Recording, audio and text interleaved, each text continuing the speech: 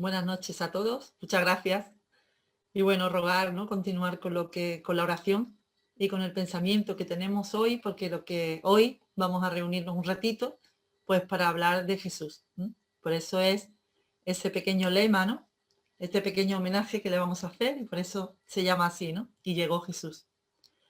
Cuando hablamos de Jesús, cuando hablamos de la llegada, pues hablamos de Navidad, ¿verdad?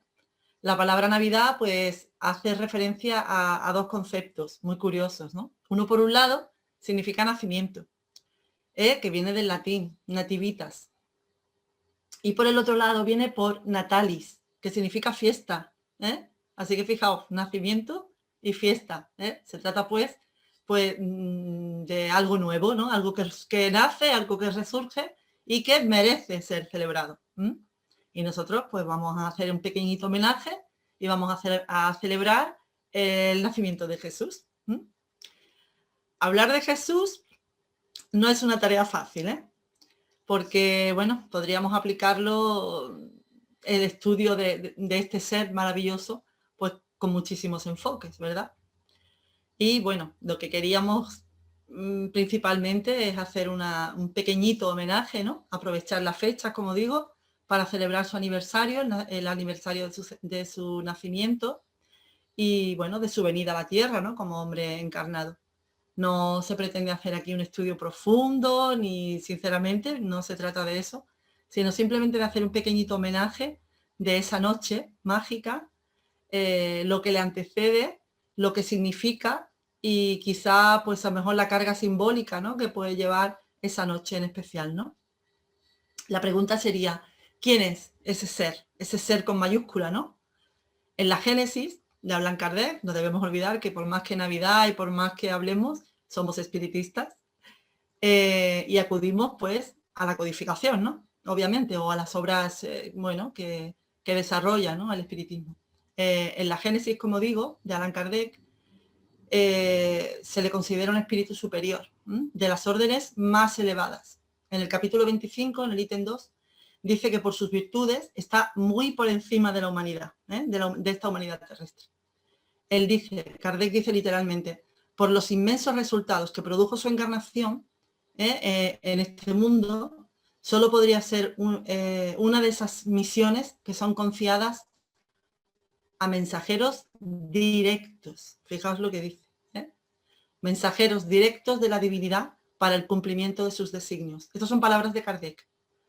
Suponiendo suponiendo que no fuese Dios, nosotros partimos de la base del convencimiento de que Jesús no es Dios, sino que es un enviado de Dios para transmitir su palabra, que sería mucho más que un profeta y, bueno, sería realmente un Mesías divino.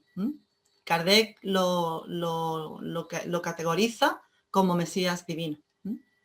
Emmanuel, otro autor que sabéis que nos gusta mucho, en A Camino de la Luz, nos enseña claramente el papel de Jesús, de Jesús el Cristo, en la formación de nuestro planeta durante milenios. O sea que Jesús no se vincula con nosotros, con la humanidad terrestre, aquella noche mágica de Navidad.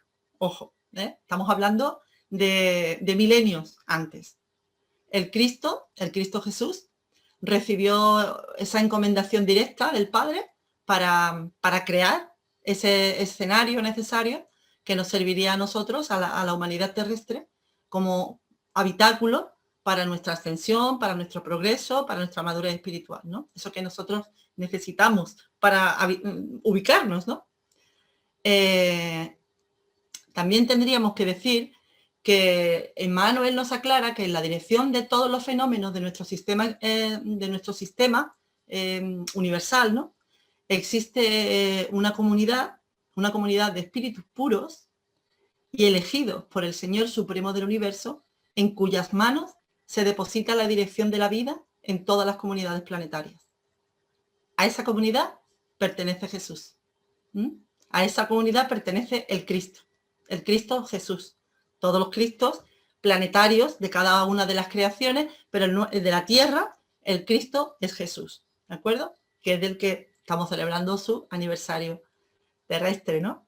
Él es quien dirige, ¿no? Estos designios de la manera más amorosa que nos podemos imaginar, de los designios de nuestro planeta y de nuestra humanidad. ¿De acuerdo? Nos dice Manuel, en el Camino de la Luz, que Jesús ya se reunió ya en el entorno de la Tierra, se reunió ya 2 veces, con esa égida de trabajadores, porque obviamente Jesús recibe directamente la encomienda de Dios Padre como espíritu puro, y él tiene pues una égida de trabajadores para cumplir esa misión, ¿no? que le encomienda a Dios. Pues habla Emmanuel de 2 reuniones en el entorno de la Tierra, con estos trabajadores, ¿no? con estos espíritus superiores. La primera es en el momento decisivo, cuando una vez que la Tierra, como masa, es desprendida del Sol y empieza a solidificarse, cuando ya empieza a reunir unas condiciones adecuadas para que se pudiera recibir la vida física, pues ya podía formar, que la vida física ya podía formar parte de nuestro planeta. Ahí es cuando Jesús hace la primera reunión y bueno, se decide que esa nebulosa que va a tener esos fluidos que ya todos conocéis y que va a dar lugar más tarde pues a la vida, ¿no?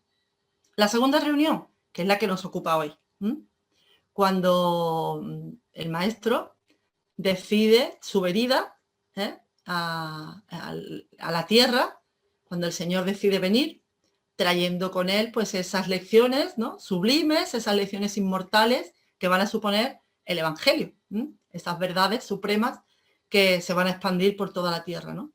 Emmanuel le llama el sublime escultor, porque él operó esa escultura, ¿no? hablando de esa creación, ¿no?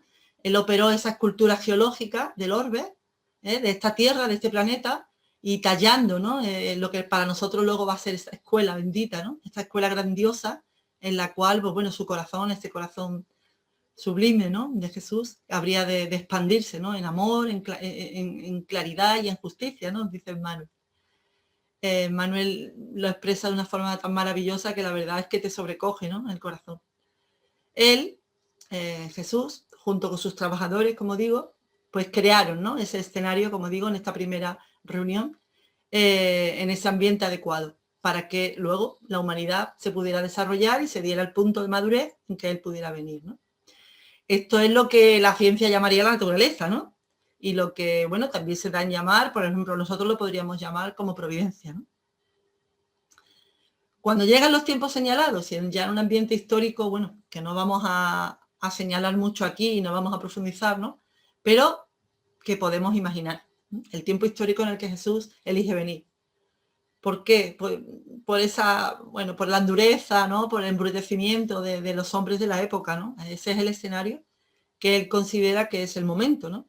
El Cristo reúne a esa asamblea de sus trabajadores, determinando la movilización de todas esas fuerzas angélicas que se reúnen ahí en el sistema y preparar, ¿no? ese ambiente para ese acontecimiento, para el mayor acontecimiento, se podría decir, que se puede afirmar que va a darse en este planeta, ¿no? que es la venida de Jesús a nosotros, a encarnarse, ¿no? porque realmente Jesús siempre ha estado con nosotros, no es que llegue una vez puntualmente, pero sí es cierto que llega en un momento de forma material, ¿no?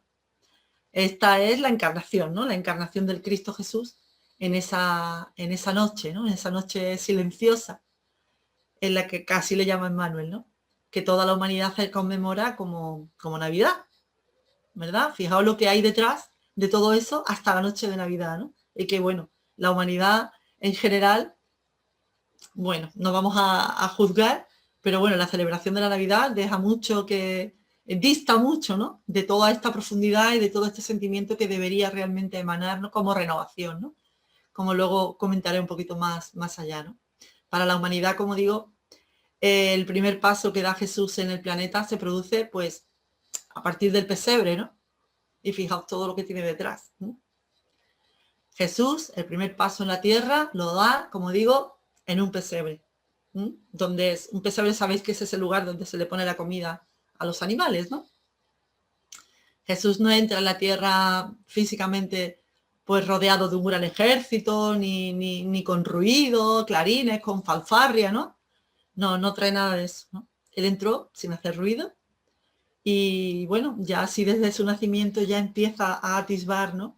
Ya nos empieza a mostrar ese camino, ¿no? Que es el que nos va a enseñar con el tiempo, ¿no? Es decir, él va a enseñar ya a la humanidad la vía, ¿no? Para la conquista de las virtudes, que es para lo que viene, ¿eh? que más tarde él las va a vivenciar, ¿no? Él mismo va a ejemplificar cada una de estas virtudes, ¿verdad? Eso no nos cabe ninguna duda, ¿no?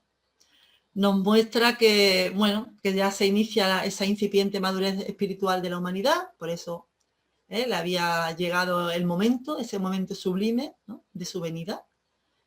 Consideramos, pues, que entendemos que Jesús consideró que era el momento, que la humanidad ya reunía la madurez relativa, necesaria, para que Él pudiera venir, ¿no? Para ya poder estar entre nosotros, ¿no? Él considera eso, ¿no? Que ya los hombres ya están preparados para recibir esa semilla y que, bueno, Él va a ir plantando en el corazón de los hombres, ejemplificándolo Él mismo, Él va a ponernos, va a darnos ese código de fraternidad y de amor y que va a sembrar, ¿no? En todos los corazones humanos, ya seamos cristianos o no, ¿verdad? Porque nadie puede decir que Jesús no ejemplifique todas las virtudes, ¿verdad? Además, Él las va a vivir, ¿no? Y él va a ir esparciendo en todos los rincones de la tierra, ¿no? Hasta la eternidad, este ejemplo de amor, ¿no? Y de verdad. Es cierto que muchos otros antes le habían antecedido, ¿verdad? Porque seguro que más de uno lo tiene ahí en el pensamiento, ¿no? Ya habían anunciado la venida de aquel, ¿no? Que nos habría de marcar ese camino, porque en todas las culturas, no solamente en la judeocristiana, posterior cristiana, hablando de la judía, en todas las culturas, en todos los pueblos, ya se espera, ¿no? Una venida de un Mesías. Si no con ese nombre, si es ese concepto de un ser superior que va a venir a, vamos a decir, salvar, ¿no? Vamos a abrirlo entre comillas, ¿no? Salvar a la humanidad. Ha venido muchos emisarios, ¿eh? Son emisarios de la égida del Cristo también, que ya anunciaron y nos trajeron ese mensaje de amor. Y que por eso, bueno, a veces oímos, ¿no? De los materialistas que nos dicen que el mensaje de Jesús no es un mensaje original. Bueno, nosotros debemos decir al respecto que ese mensaje es el mismo, el que se ha venido dando a lo largo de todos los tiempos, pero que es el propio Jesús quien los envía. Él envía como gobernador del mundo a todos esos emisarios para despertar, ¿no? Las conciencias dormidas de los hombres. Es ese mismo mensaje en diferentes voces, pero con el mismo espíritu de origen. Es esa conciencia crística, es el espíritu de Jesús, del Cristo. Hasta ahora, además, la enseñanza partía, pues podemos decir, ¿no? Que toda enseñanza elevada venía de grandes iniciados, de grandes príncipes, que se permitían, ¿no? Descender de sus palacios, de sus templos, para enseñar la verdad, esa verdad universal. El caso de Jesús podemos decir que es totalmente diferente. Además de ser el origen, él, de toda enseñanza, recordemos que es un emisario directo de Dios, él recibe, ¿no? Directamente del Creador, por eso decimos que es origen. Además de todo eso, tenemos que destacar que Jesús vivió, que ejemplificó todo cuanto enseñaba. Él fue, él es amor. Él fue, es y será amor. Su vida completa es un ejemplo del más puro amor. Él sembró y vivió esos principios de fraternidad. Él lo vivió. Es el único que lo ha vivido como tal desde el minuto uno. Y que hasta ahora pues no se había visto en ningún otro emisario. Él no solo predicó, hay que seguir insistiendo en eso, él no solo predicó y enseñó a todos, sino que él lo vivió, ¿no? Él lo ejemplificó en sí mismo, hasta las últimas consecuencias. Él no se subió al monte y habló en las plazas públicas predicando la doctrina, él se sumergió. Él se sumergió entre los hombres, entre los sufrientes, entre los más necesitados del mundo. Él eligió un ambiente muy pobre, ¿no? Muy humilde, el más pobre y el más humilde, para iniciar su camino. Y en ese mismo escenario es donde se va a mover toda su andadura física. Es un escenario oscuro, de dolor, un escenario de sufrimiento y de ignorancia. De hecho, él viene a disipar, ¿no? A consolar y a disipar esa tremenda ignorancia de la humanidad. Jesús nos muestra que el camino del hombre, el hombre viene dando pasos en falso en toda su andadura. Él va a poner en valor lo que significa el amor y lo que significa la fraternidad. Tan lejos todavía, ¿no?, de las aspiraciones de la humanidad y mucho más en aquella época, ¿no? Pero sigue estando muy lejos hoy día. Él marca el paso en torno al amor fraternal en su más amplio sentido y en su más amplia sublimidad. Podemos imaginar por un momento, si nos trasladamos con el pensamiento, lo que supondrían sus palabras en ese marco histórico, ¿no?, en el que él eligió venir, ¿no? Un espíritu tan sublimado en un lugar tan embrutecido, ¿verdad? Ahí ya te conmueve, ¿verdad? No resulta extraño, ya vamos a hablar de la noche de la Navidad, ¿no? No resulta extraño que no sepamos ni la fecha ni los acontecimientos concretos sobre el nacimiento del Maestro, ¿no? Lo que les interesaba a los evangelistas era destacar el mensaje, ¿no?, el sentido, de la profunda significación de los hechos, ¿no? Por eso en los evangelios son muy escuetos, son muy parcos en referencias cronológicas y precisas prácticamente ninguna, ¿no? No le dieron la más mínima importancia ni a fechas ni a lugares. Ellos tenían claro que la importancia iba por otro lado, ¿no? Ese fue el trabajo posterior que se hizo, ¿no?, más tarde, por lo que le llamaban, lo que se llamaban los apologistas, que son los primeros teólogos, ¿no?, que buscan eso, que buscaron, fijaos, argumentar, ¿no?, de manera racional y buscar evidencias científicas e incluso históricas que sostuvieran el relato cristiano. O sea, estamos viéndolo de un punto de vista materialista, ¿verdad? Porque quieren ver fechas, lugares, que no se contradiga, ¿no?, cuando realmente, bueno, realmente lo que importa, ¿no?, lo que a nosotros no nos llega y lo que nos debe llegar es otra cosa, ¿verdad? Que es lo que pretendemos refrescar nosotros ahora con la Navidad, ¿no? Las fechas que hoy celebramos se establecieron en el Concilio de Nicea. Estoy segura que todo eso ya lo sabéis, ¿no? Esto se celebró, este Concilio de Nicea fue primordial, ¿no? Fue básico para las creencias, iba a decir cristianas, pero realmente más bien son de la institución, ¿no? Se celebraron en el año 324 y ahí ya pues se condenan las primeras herejías, se establece el credo cristiano, o mejor dicho, el credo católico, católico en el sentido no de institución, sino de católico, sabéis que significa universal, ¿no? Por lo tanto, resulta probable que en ese momento también del concilio, pues se haya instituido la fecha oficial de la Navidad, ¿no? Ya después de este concilio, ya el emperador Constantino establece pues una fecha legal para celebrar la Navidad, el nacimiento de Jesús. Y va a ser pues durante el solsticio de invierno, entre el 22 y el 25 de diciembre. En esas fechas se celebran las fiestas saturninas y bueno, la fiesta es una fiesta en la que se celebra que el sol vence a los poderes de la naturaleza adversa, ¿no? Es como que la luz vence a la oscuridad, ¿no? Por eso se aprovechan esas fechas y se colocan ahí, ¿no? No tiene la menor importancia para nosotros, ¿verdad? La fecha ni el lugar realmente.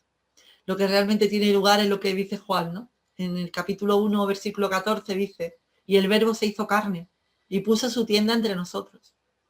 Y hemos visto su gloria y la gloria que recibe del Padre. En él todo era don amoroso y verdad. Juan Evangelista, fijaos que de qué manera, ¿no? Nos dice la verdad que de una manera preciosa, ¿no? Que Jesús es enviado de Dios, que es enviado por Dios creador y que tomó un cuerpo. No nos interesa nada, para nada, cómo lo tomó. No tiene ningún valor realmente trascendente, moral, no tiene ninguno. Y se hizo hombre entre nosotros. Vivió entre nosotros y asumió las consecuencias de habitar entre hombres como nosotros. Consecuencias que todos conocemos, ¿verdad? La humanidad, bueno, pues aún es ignorante y establece la historia de Jesús. Si hablamos de Jesús, ¿verdad? Hablamos de entre el pesebre y el Calvario. O hablamos del portal o hablamos de la cruz, ¿verdad? Así somos. Y eso, así es como vemos a Jesús, ¿no? Todavía hay muchas creyentes que tienen a Jesús colgado del madero, ¿verdad? Es cierto, ¿no? Que ambos símbolos son muy importantes, tanto el nacimiento como la muerte, ¿no? Ambos hechos de la vida de Jesús es verdad que se convierten en símbolos y que son de mucha importancia, especialmente para determinada parte de la humanidad, ¿no? Es cierto que le ayuda a comprender que todo, ¿de acuerdo? Pero realmente cuando quieres profundizar entre esos dos extremos, entre el pesebre y la cruz, data realmente la verdadera trascendencia de la vida de Jesús, que no es otra que su enseñanza, ¿verdad? De hecho, fijaos que a nivel histórico, ¿no? La única reseña que hay del nacimiento de Jesús en el portal y tal es de Lucas, en el capítulo 2. El evangelista habla del nacimiento en un establo, ¿no? Mientras que la tradición ha continuado diciendo que Jesús nació en una gruta. ¿Realmente tiene esa importancia? La verdad es que, bueno, en realidad ambos hechos, ¿no? Ambos hechos, tanto el del portal como el de la gruta, pues ya os digo, la importancia es la mínima, ¿no? Pero la verdad que sí, que ambas versiones pueden ser creíbles y bueno, la cueva en esa época podían ser utilizadas para resguardar a los animales, ¿no? De la noche o de las inclemencias del tiempo. El caso que queremos poner como constancia en este ejemplo, que realmente el hecho de que Jesús naciera en un lugar o en otro, la trascendencia moral es nula, ¿verdad? Que al final es la que a nosotros nos interesa, ¿no? Nosotros tenemos que seguir insistiendo en lo mismo, ¿no? Que para el cristiano y por tanto para el espiritista, la Navidad en el sentido más amplio es una fiesta del amor. Es la fiesta del amor y es un recordatorio de que Jesús ha sido un don, es un regalo, por decirlo de una manera muy humana, ¿no? Es un regalo, es un don concedido a la humanidad desde que Dios Padre le encomienda, no la noche de Navidad, sino desde que le encomienda la dirección del planeta. Todo ello no cambia, ¿no? El sentido profundo, pues bueno, todos los pasos de Jesús van a ir dirigidos, ¿no? Igualmente, y son dirigidos al mismo norte, por así decirlo, ¿no? Y son siempre asimilables a ese camino de amor. Volvemos a Emmanuel para seguir hablando un poquitín de ese capítulo 1, versículo 14, ¿no? En el ítem 283 del Consolador, Emmanuel hace referencia a esta cita, ¿no? Evangélica y dice exactamente lo mismo, ¿no? O sea, dice, y el verbo se hizo carne y habitó entre nosotros, lleno de gracia y verdad. A partir de ahí dice Emmanuel, antes que todo, precisamos comprender que Jesús no fue un filósofo. Como muchos quieren catalogarlo como si fuera un filósofo más. Y no podría ser clasificado entre valores entre valores humanos, ¿no? Los valores propiamente humanos, por así decirlo, ¿no? Teniendo en cuenta, bueno, pues la divina la jerarquía espiritual que él tiene, ¿no? En la dirección ya decimos que él es director, ¿no? de esta comunidad terrícola. Él es un enviado de Dios. Él fue el representante del Padre junto al rebaño son palabras de Emmanuel, de hijos desviados, ¿no? de su amor y de su sabiduría. La tutela fue confiada en las ordenaciones sagradas de la vida en el infinito. Director angélico del orbe. Su corazón no desdeña la permanencia directa entre los tutelados, míseros e ignorantes, inspirando las palabras del apóstol antes referidas. Es Dios Padre, en su infinita bondad, el que concede que Jesús se haga cargo de todo desde el inicio, incluso no desdeña, ¿no? En encarnar entre nosotros. Pero no podemos compararlo con un filósofo normal, en absoluto. A poco que analicemos un poquito la figura de Jesús, vemos que se eleva por encima, pero a niveles estratosféricos, ¿no? la dimensión profunda del sentido de esas palabras de Juan. Habría que analizarlas, cada uno. Esto nos va a llevar a interiorizar qué significa realmente el nacimiento de Jesús en nosotros. Eso sí que tiene importancia. Y aunque, bueno, esa reflexión del nacimiento de Jesús no debería tener fechas, ¿no? No deberíamos decir, bueno, vamos a hacer esta reflexión en diciembre. Pero sí la podemos aprovechar. Ya que no la hacemos, si no la hacemos, al menos estos momentos en los que conmueve, ¿no? En los que mueve el corazón y remueven esos sentimientos, por lo menos una vez debemos mirarnos, ¿no? Y preguntarnos. Esa pregunta deberíamos hacerlo cada uno de nosotros. Y ya que estamos aquí escuchando este pequeño homenaje, ¿no? Que le hacemos a Jesús y que estamos aquí, ¿no? En su nombre, deberíamos hacerlo, ¿no? Jesús realmente ha calado en nosotros. ¿De verdad ha calado? Mira, Orígenes, que es uno de los padres de la Iglesia y que es un reconocido filósofo, ¿no? Del siglo III, él nos pregunta, fijaos, estamos hablando de 200 y pico, pues, ¿qué te hace a ti si Cristo alguna vez encarnó, si no encarna también en tu alma? Y nos divagamos que si Jesús vino de una virgen o de si es hijo de un Espíritu Santo, que si no tuvo cuerpo físico, que si fue un cuerpo fluídico, que si... Muy bien, todo eso está bien, todo eso está bien. Pero ¿ha calado en ti? ¿Ha nacido en ti? A partir de ahí... Pero primero debemos hacernos esa pregunta, ¿no? De hecho, es una pregunta que viene de muy atrás, porque es una cuestión que ya nos plantea Pablo, ¿no? Pablo nos dice en la carta a los Gálatas, en la segunda, me parece, el 20, en el capítulo 2, versículo 20, anuncia. Él dice, ya no soy yo quien vive, sino que es el Cristo quien vive en mí. Es el Cristo que ya emana de él, de su corazón, ya ha calado, ¿no? Y ahora ya no soy yo, ya no es mi personalidad la que está comandando, sino que son los intereses, ¿no? De sublimes, o sea, las crísticas, ¿no? La conciencia, que esa es la que ya vive en mí. O sea, ese es Cristo, ¿no?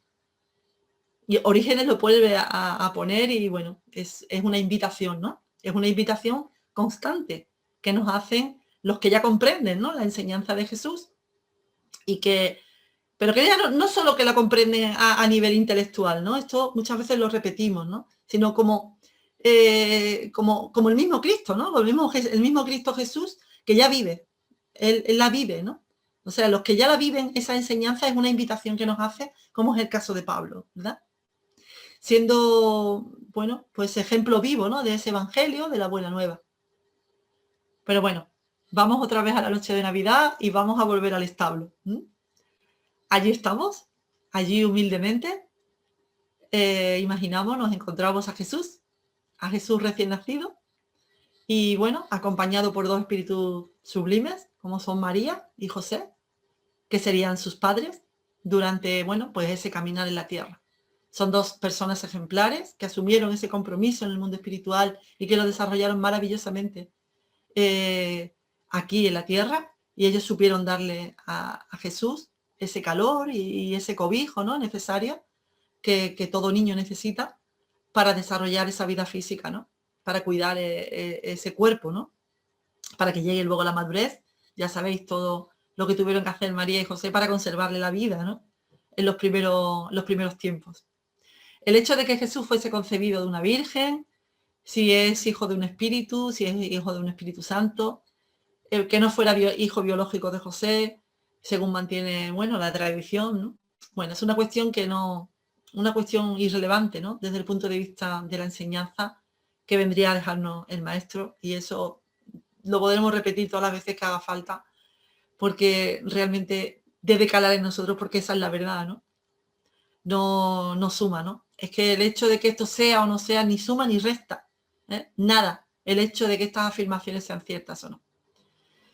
Cualquier afirmación podría ser válida, la podemos aceptar, pero siempre va a quedar en el campo de la especulación. El campo de la opinión más o menos fundamentadas, pueden serlo. Lo cierto es que, sea como sea, nada de esas cuestiones se pueden afirmar categóricamente. Pues no se conocen con exactitud.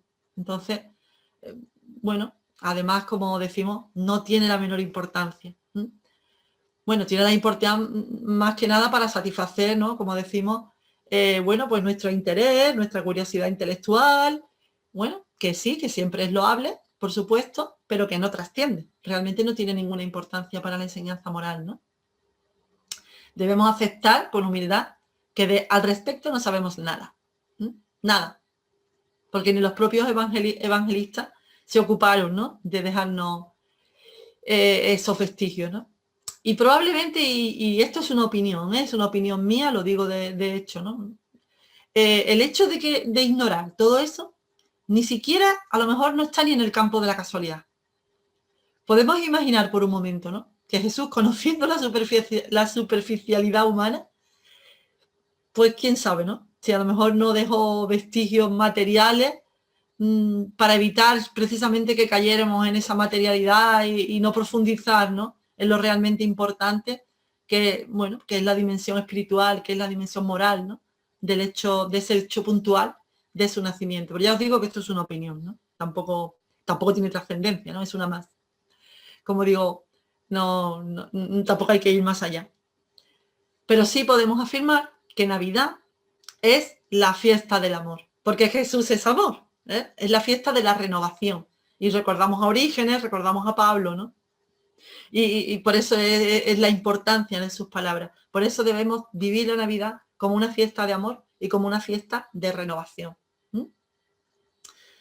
Vamos a volver otra vez a esa imagen, ¿no? De Jesús nacido en ese pesebre y vamos a contemplar ahora pues ciertos aspectos simbólicos que podemos interpretar, ¿no? Quizás podríamos ver, ¿no? Que tiene cierta trascendencia moral y que nosotros vamos a intentar relacionar, ¿no? Vamos a ir reflejando, a ver con esa claridad, ¿no? Que a veces se puede ver, ¿no? No hace falta tampoco indagar mucho, ¿no? Pero es verdad que puede tener una relación, una trascendencia, ¿no? Con las enseñanzas que luego el maestro pues nos daría, ¿no? Y ahí vamos a observar, ¿vale? Vamos a observar el portal de Belén, ¿vale? La imaginería popular sitúa el nacimiento de Jesús, pues como digo, en un portal, en una gruta, en un establo, entre dos animales, ¿verdad? Una mula y un buey. Esa imagen así tan tierna, ¿no? Probablemente ni siquiera sea real.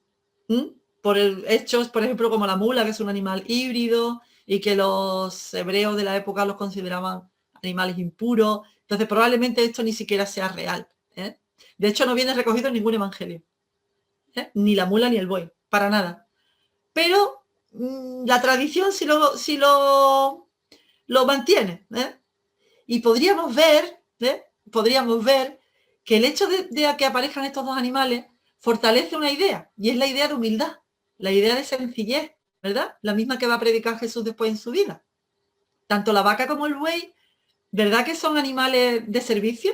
Animales abnegados, que nunca se quejan y siempre están entregados al hombre.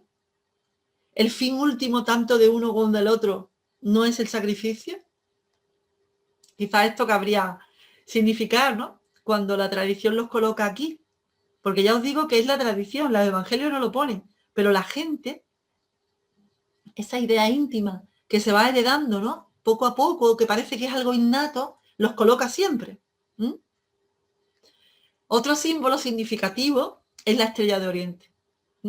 Esa que guía, ¿no? Que señala al hombre, a los pastores, a los reyes magos, el lugar donde Jesús abre por primera vez sus ojos, ¿no? En la tierra y le guía hasta llegar, ¿no? La estrella atraviesa los cielos para guiar a los tres reyes magos de Oriente. ¿Y esto cómo lo tomamos? ¿Será que Dios haría que un astro salga de su órbita para realizar así una maniobra, bueno, señalar un camino, una maniobra, podríamos decir caprichosa, ¿no? Obviamente la respuesta es que no. Dios no necesita alterar las leyes. Además sería absurdo, ¿no? Que instaurara unas leyes para luego quebrantarlas por un capricho. Todos sabemos que Dios es el sublime equilibrio, ¿no? Pero podríamos imaginar, y siempre estamos en el campo de la imaginación, para darle una forma, ¿no? A lo que la tradición mantiene, que es el hecho histórico, que fue el nacimiento de Jesús. Y es de tal relevancia que la mente de los hombres, la tradición, le atribuye incluso la alteración de los cielos, ¿no? Para señalarlo.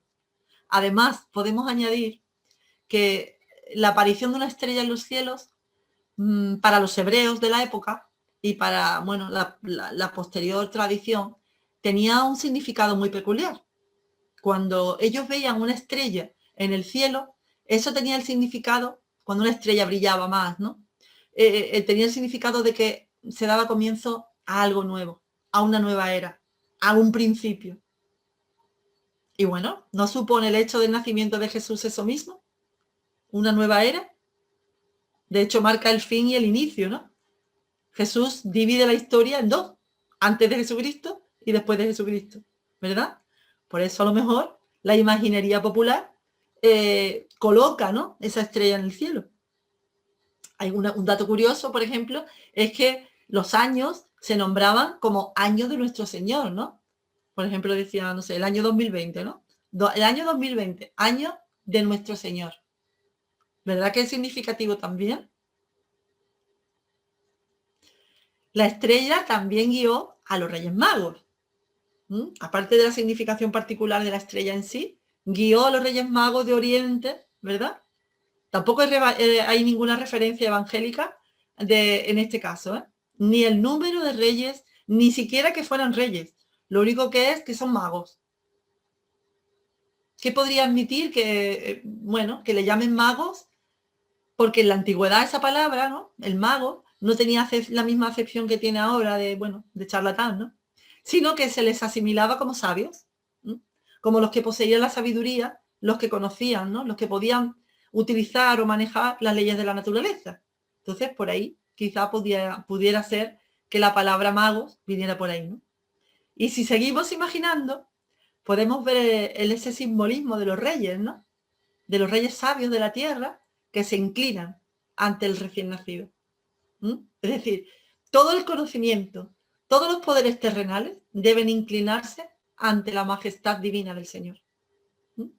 Es un auténtico ser superior para la eternidad, mientras que el resto ostenta pues un conocimiento parcial, limitado, ostenta un poder transitorio, ¿verdad? Que ese simbolismo también lo podemos aplicar como una realidad. Todos los poderes mundanos tienen que inclinar la cerviz ante el enviado del Señor, ¿verdad? También podríamos hacer referencia a los regalos, que eso sí los menciona el Evangelio. Habla del oro, el incienso y la mirra. Se supone que el oro para un rey, el incienso para la divinidad o para el emisario, ¿no?, en este caso el Mesías, y la mirra, que representa a la eternidad. Todo eso ya os digo que está basado en la tradición occidental, ¿no? Pero según una tradición aún más ancestral, esos regalos van encaminados a representar lo que el hombre debe cultivar en sí mismo para alcanzar la conciencia. Fijaos que son cosas muy antiguas, ancestrales y que se conservan, y se han conservado en la tradición cristiana. Esto es, por ejemplo, la voluntad, el amor y la sabiduría serían traducidos como los representantes que debemos cultivar nosotros, ¿no?, en nuestra conciencia. Pues bien, a Jesús se le ofrece, ¿no?, el oro como la voluntad, el incienso como el amor y la mirra como la sabiduría. A él se le ofrece no porque lo necesite, sino porque él mismo lo representa. Él es puro amor, es pura voluntad y la más pura sabiduría. Por otra parte, cualquier cosa, ¿no?, que nosotros queramos cultivar en el campo del espíritu, en el campo del amor, en el campo de la sabiduría, en el campo de la necesitamos, ¿no?, esos tres valores, ¿verdad? Esos tres principios que los reyes magos de Oriente ofrecen a Jesús. Cualquier anhelo espiritual que nosotros tengamos, si aplicamos esos tres principios, no tenemos la menor duda de que los vamos a conseguir. Si ponemos nuestra voluntad con todo amor y aplicando toda la sabiduría, ¿no?, toda la aplicación para el bien de todo el conocimiento que vayamos adquiriendo. Como nota curiosa, debemos recordar que los magos, esto también es muy interesante para los espiritistas, y que tampoco hay ninguna interpretación, sino ya lo veréis, debemos recordar eso, ¿no?, que los Reyes Magos, una vez finalizada la ofrenda al Rey de Reyes, pues dice el Evangelio que consultan el oráculo, y que el oráculo les informa de que no deben volver por el mismo camino y que evitaran encontrarse con Herodes. ¿Qué estamos viendo nosotros aquí? Consultaron en una reunión mediúnica, ¿verdad? Y que el espíritu que les orientaba, pues les informó del peligro que corría si atravesaban el mismo camino que les podía llevar a Herodes y que por todos los medios evitaran el encuentro con él. Mediunidad pura y dura, ¿verdad? No vemos nada de maravilloso, no vemos nada de extraordinario, ¿no? Y por último, en este imaginario, ¿no?, que aparece en nuestra mente cuando hablamos del nacimiento de Jesús, no podemos dejar de mencionar a los pastores, que representan los pastores. En la época existían muchísimos grupos sociales, sectas y demás que podían haber recibido, ¿no?, la buena nueva y que podían haber dado una mayor difusión, una mayor credibilidad a la misma. Pero solo la reciben los pastores. Además de voz de seres superiores que son ángeles del Señor, que podría interpretarse de esta... ¿Qué podríamos nosotros interpretar, ¿no?, de ese simbolismo? Que es la base de la doctrina de Jesús, ¿verdad? La noticia se revela a los hombres de la tierra, a los más sencillos, a los más sublimes, perdón, a los más humildes, a los que no tienen conocimiento, a los que no tienen cultura. Es decir, no hace falta, ¿no?, tener unos requisitos previos para vivir ese amor. Más allá, ¿no?, de todo eso, ¿no? Él la brinda, ¿no?, a los que están vinculados a la tierra. Vuelve a ponerse de manifiesto la más extrema simplicidad, ¿verdad? La más grande humildad. Ese es el pilar básico para recibir al Señor. Además, podemos destacar también que la buena nueva no la recibe de boca de ningún hombre. Los pastores son informados y orientados por espíritus superiores. Es decir, vienen de lo alto, ¿no? Es el cielo que se revela a los hombres. A continuación aparece un coro de ángeles que cante esos famosos versos, ¿no?, de alabanza a Dios en las alturas y paz a los hombres de buena voluntad.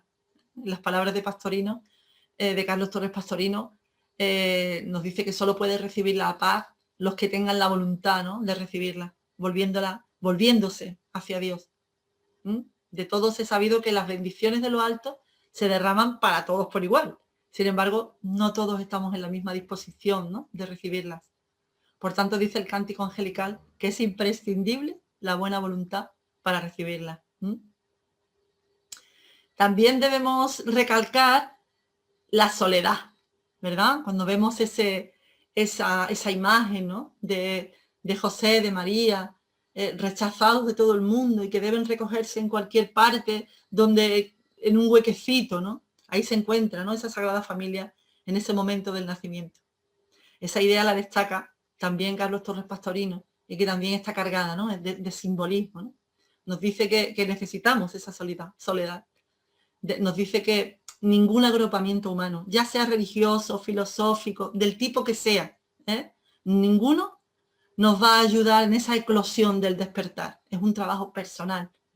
Esa unión mística con Dios, que Él la refleja, ¿no?, muy bien entre intelecto e intuición. Un estudio muy bonito que, si lo queréis ver, es maravilloso, la verdad.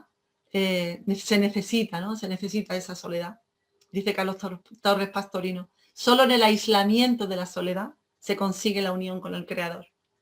Es decir, el hombre necesita mirar hacia adentro y dejar de mirar a lo externo, y que solo hace, bueno, pues distraernos, ¿no?, de esa verdadera misión, que es la que nos hace reconocernos hijos del Padre, de ese Padre Supremo, y nos hace vernos hermanos de todas las criaturas. A modo de anécdota os diré que estoy insistiendo mucho en lo del portal de Belén. No sé si lo sabéis, probablemente sí, ¿no? Francisco de Asís fue el primero que introdujo esa costumbre de representar el pesebre del nacimiento, y lo hizo en Italia, en medio del campo, en una gruta abierta, y ahí colocó, bueno, pesebre lleno de heno, un burro y un buey, allí igual que en Belén. Así que el primero que lo hizo fue él, Francisco de Asís. No podemos terminar este pequeñito homenaje que le estamos haciendo a Jesús sin hacer una pequeña reseña, ¿no?, a su persona. Hemos dicho siempre que Jesús es el hombre amor. Me gusta, se me llena, ¿no?, se nos llena la boca cuando decimos Jesús es el hombre amor, el hombre amor por excelencia. En todas sus palabras y especialmente en su ejemplo vemos todos los signos que muestran esa verdad. Jesús se entrega en cuerpo y alma a cuanto hace. Encarnó en la tierra con la misión clara, ¿no?, de asistir al hombre en esa nueva era que supone ya un grado más en la evolución, en la madurez humana. En todo momento Él descendió, Él se hizo, bajó hasta nosotros, mezclándose, ¿no?, entre los más necesitados, afirmando que no son los sanos los que necesitan de médico, sino que son los enfermos, ¿verdad? Él, como médico de alma, médico de las almas, nos da con su palabra de bondad y su ejemplo de amor esas recetas, ¿no?, necesarias para sanar. Él es el camino, la verdad y la vida. Es la única vía para llegar al Padre. Recordemos que cuando Kardec le pregunta a los espíritus de la codificación, 625 del libro de los espíritus, ¿cuál es el ser más perfecto que Dios ha dado al hombre? Los espíritus responden sin dudarlo, con una respuesta muy escueta: contemplar a Jesús. Y el codificador en comentarios expone que Jesús es el prototipo de la perfección moral, a que se puede aspirar la humanidad en esta tierra. Dios nos lo ofrece como ese modelo más perfecto, y la doctrina que enseñó es la más pura expresión de su ley, porque estaba animado del Espíritu Divino y es el más puro que ha venido a la tierra. Por último, quería destacar el mayor acto de humildad, y quiero terminar con unas palabras del propio Jesús, que me parecen de una ternura y de una belleza y de una profundidad terrible, ¿no?, que hace temblar. Es un acto de humildad de este ser sublime, en el que, bueno, Él se niega a sí mismo, siendo quien es, se reconoce pequeño ante Dios. Él entrega toda su obra, todo su mérito, toda verdad al que le pertenece, que no es más que al Padre Supremo, al Padre Creador de todas las cosas. Y dice Jesús, no he hablado por mí mismo, sino que el que me envió me ha prescrito con su mandato, lo que debo decir. Mi doctrina no es mi doctrina, sino la doctrina del que me ha enviado. La palabra que habéis oído no es mi palabra, sino la palabra de mi Padre que me ha enviado. Este es Jesús, al que amamos y al que adoramos. Muchísimas gracias.